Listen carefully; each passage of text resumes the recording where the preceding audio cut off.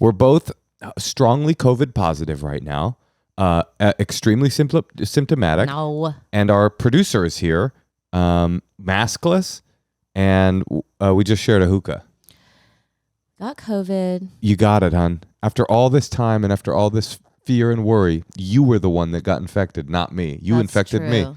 You got me sick. And our child. Our unvaccinated child. Everybody had about a 3-day sickness. Well, let's go through it. I mean, it was I have some thoughts. I have some thoughts about COVID now. I'm definitely no longer afraid of COVID.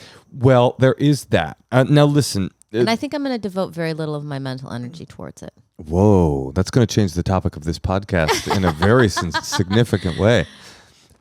Here's what I'll save my big thoughts for the end.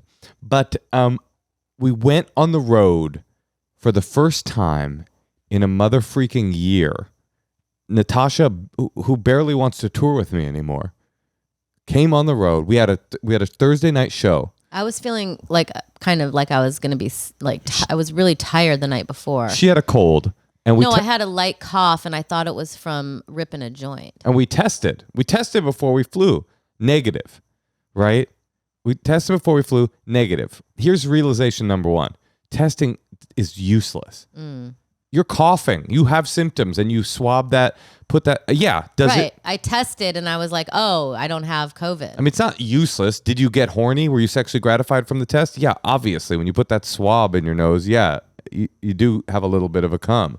But we tested negative, flew to Austin, did our show. Natasha's on stage riffing about how she has a cold, not COVID. I come on stage. And I go and I start joking around with the audience going, did Natasha say she was COVID negative? She's such a kidder. She's performing in front of you with full-blown COVID. Ha, ha, ha, ha, ha. I felt bad about that riff. Do you feel bad that when I went into the green room to say hi to one of our friends who was headlining the theater next door and I gave her COVID? We did give some friends COVID. That did happen. That is horrible. We did give some friends You're COVID. right. Testing is dumb.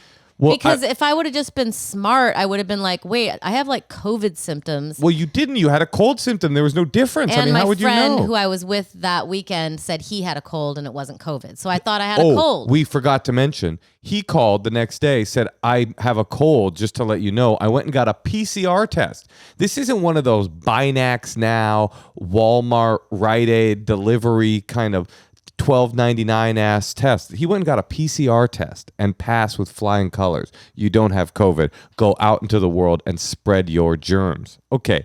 So Remember when Biden gave everyone 2 COVID tests? That was very funny. Because you know how much that must have cost? That must have cost the government $300 million. And probably half the people tossed them into their closet and never even used them. So then we had to cancel.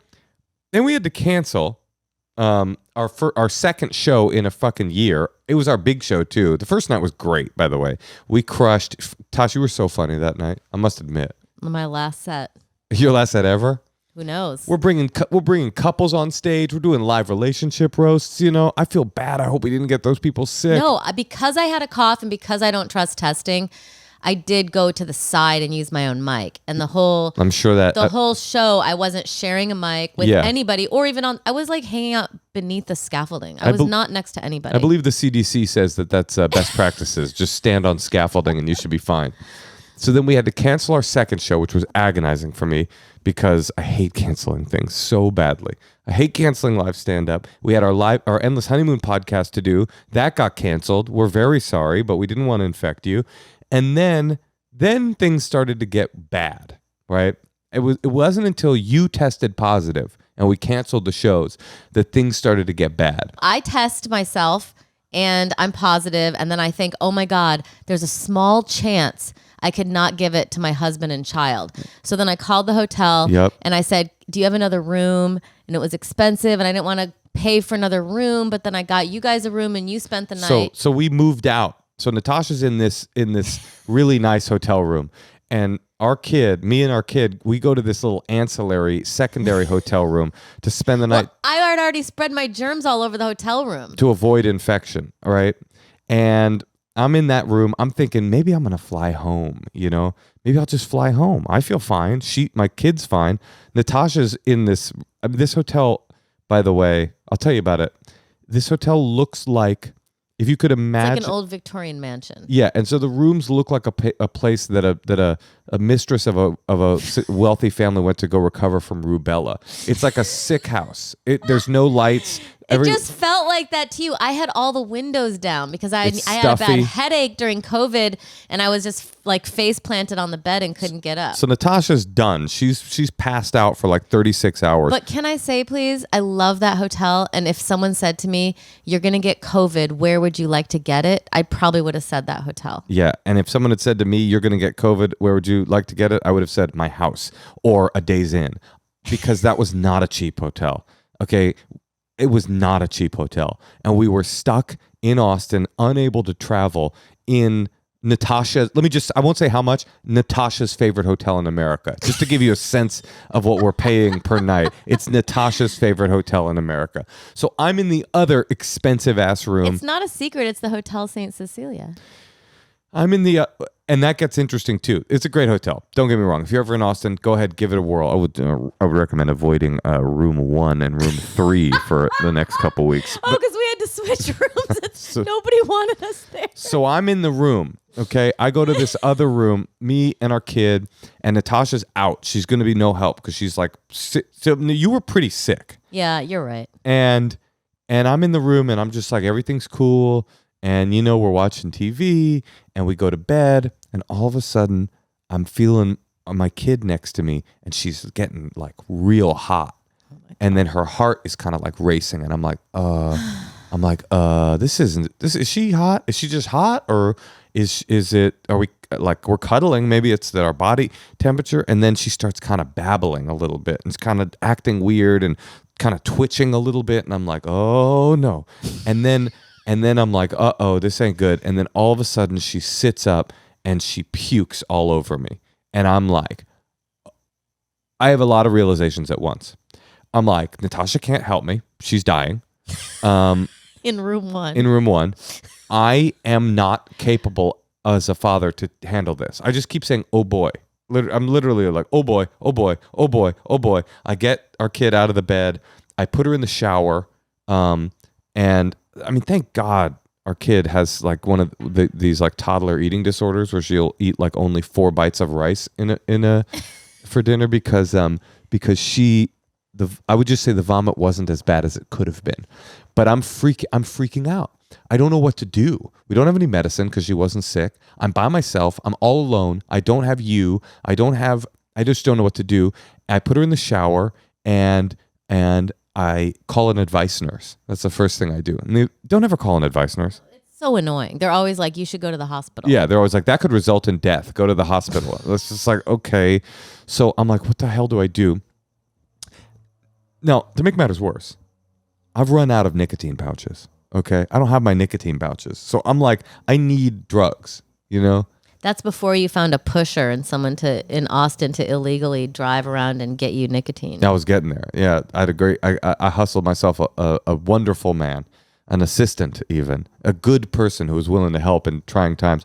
Here was my saving grace, by the way. It was the time difference.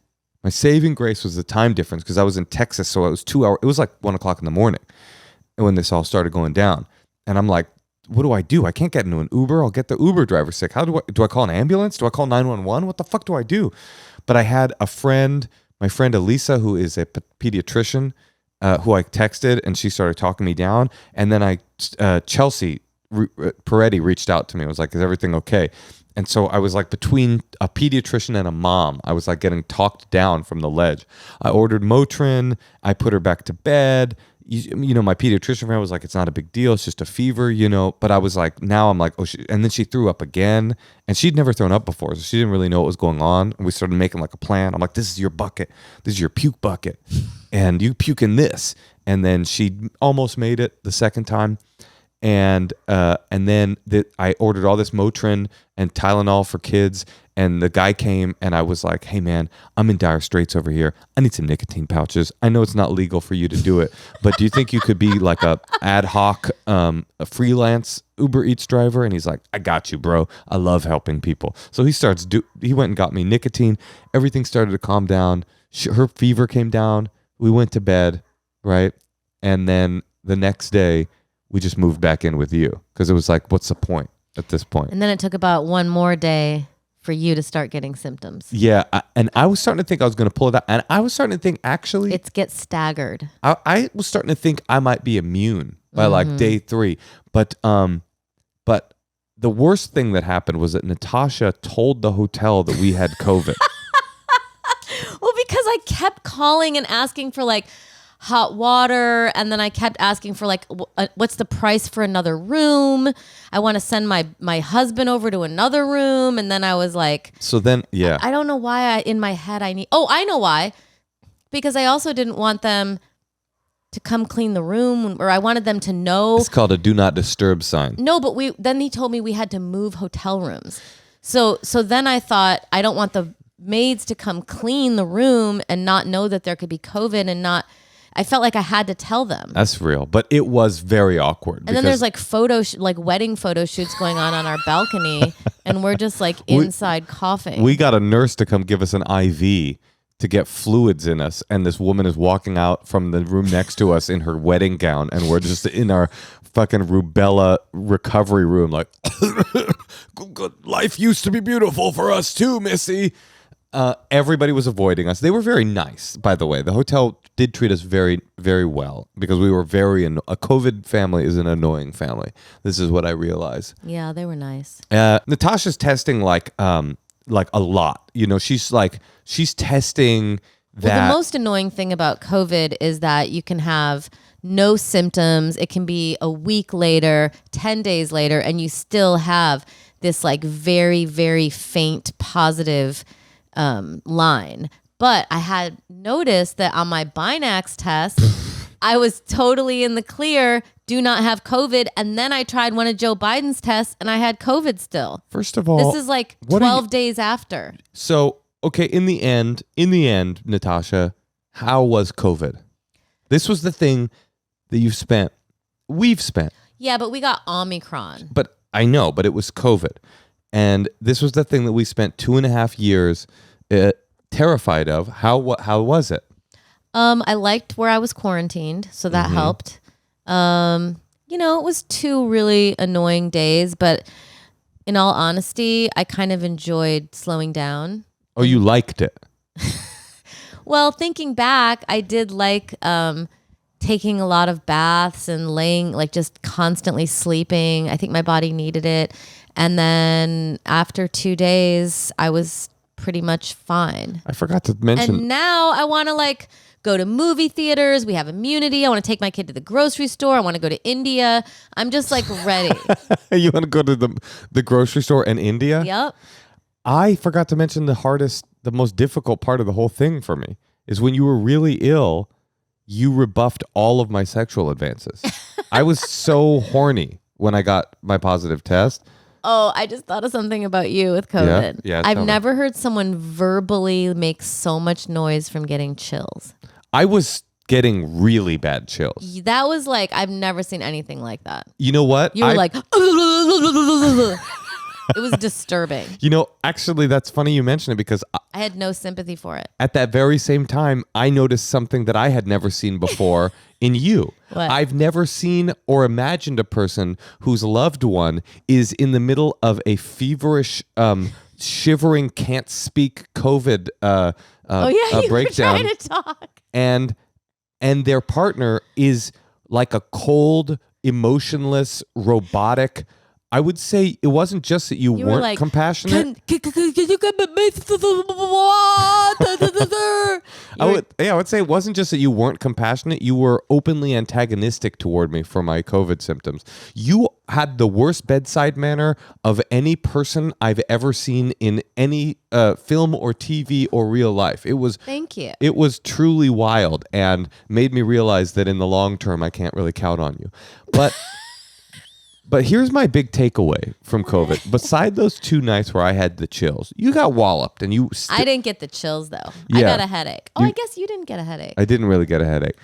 I think, now this is sensitive, and I know that there are disabled people, there are people with comorbidities, there's all the, it's possible to get COVID and have severe stuff even still with Omicron. But for the vast majority of people out there, Omicron seems to be like a weird flu. I was not as big as a flu. It wasn't as bad as a flu. Because a flu is not over within 3 days. And I didn't feel sheer misery. Did you feel sheer misery? Only when I had a headache. Right. So what I've realized about me. But some people did from Omicron. Right. What I've realized about for me is the biggest inconvenience by far was the quarantine. The worst part of COVID was getting it in Texas, because then we were just stuck there and we had to go from place to place. After the hotel, we went to an Airbnb, and we're losing money left and right between lost work and having to pay for a hotel room every night. It was an unbelievably expensive weekend. I wish that I had gone when Andrew and Brent got COVID. I wish I had gone and sucked one of their dicks and just gotten that Omicron back then, and then I would have been in Philly last weekend. How do you know you would have had 10 days off back then? I did. I didn't have anything going on. I was ready for that cove. So I'm not advocating that. Believe me, I'm not, because you could get it and your results may vary. I wish that I had just infected myself at a time when I had 10 days, because it really, for me, wasn't that bad. Yeah, it was definitely the quarantine and that waiting to day 0. And then it's like you can return to work day 11. Yeah, well, it's day 5 you can return to work. Right. Which is crazy, but because some people want the very, very negative, the most negative test. And right. Sometimes it can take up to 15 days to really test negative. To test negative. Even if you have no symptoms. No, Natasha was chasing negative tests by flopping from company to company. She was going, I'm getting positive results on this one. I need those Binax tests to get a negative. It's like, no, it doesn't. You don't go to the test that gives you the negative. Well, I'm just saying, after 2 weeks and no symptoms, I think you're good. So here we are. We have immunity. And this is my other big realization. And then we have to get to a call, honey. We're going to go. We're not doing calls today. Oh, then we have to have you stop talking. Okay, here's my other big realization. We got 3 months of immunity. That brings us to, I believe, August the 1st, that our immunity will begin to wane. And our child has it too. Now, what are we supposed to do August 1st? Are we supposed to start cucking out again and, throwing on double masks and shit? I'm thinking to myself, that was so mild. Maybe I just go ham. Until I get it again. Maybe come August 1st, I don't make any changes and it's just see what's up. It's all about what the new variant is like, honey. That's what there's no more variants. You didn't hear that? Oh my God. No, there's no more variants. Fauci just said it's static now. He did? Nah, he didn't. But I'm thinking to myself, what if I just let's go to India until November. See what happens. Well, okay, let's do it. All right. Well, any last thoughts, Natasha? It's consumed a lot of your mental energy for the last few months. Like, what do you feel like, or the last few years, rather? What do you feel like now that you've had it? It's in your rearview mirror. What are your feelings? Definitely glad that I got it. You're glad you got it? For sure. Because now I'm like, half of not wanting to get is you're like, what if I have the really bad case? But because it was nothing for all 3 of us, and now we have immunity, and I can have my kid take music lessons and go to the grocery store with me and run errands and come in places. We went vintage shopping, COVID listeners, if we got a mild case this time, does that mean we're going to get a mild case next time? Or could we get a bad case next time? Honey, it just all depends on what's happening. November is forget a variant. I'm talking about where we're at now. I'm saying, logically speaking, if it's not a more severe variant, that's obvious. If it's a more severe variant, you could get a more severe case. But I'm saying, now that I'm young, I'm healthy. I heard actually that it affects men with large penises less, and so that could have helped me. But now that I'm I know that it wasn't a severe case because you're right. Part of it was this spooky boogeyman of like, what if I get the bad kind? What if I have pre-existing conditions I didn't know about? What if I have fibroids in my lungs or whatever? But I don't, and I was good. Does that mean next time I get it, it's going to be mild again? Who knows? Maybe a doctor does. Hi, it's Natasha Leggero. Thanks for watching this highlight. To see more, click here. And to subscribe, click here.